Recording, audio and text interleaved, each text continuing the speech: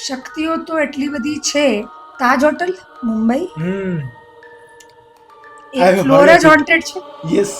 તો આટલી મોટી હોટલમાં એક એક રૂમ જ્યાં લાખોની કિંમત પર છે, તો કેમ ભાઈ માલિકને નથી થતું કે બીજા 5-10 લાખ 25 લાખ કમાઈ લો?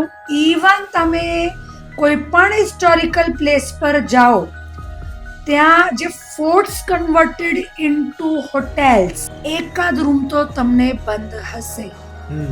બીજી વસ્તુ, ચોખ્ખી ઇન્સ્ટ્રક્શન્સ લખેલી હોય છે, are don't go on this way, right ભાઈ. એક ઓર બાત, સુરત ડુમસ.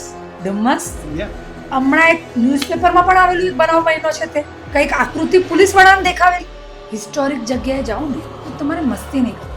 હું તમને સાચી વાત કરું, मिरर पारलौकिक दुनिया में जाने और आने का सबसे इजी रास्ता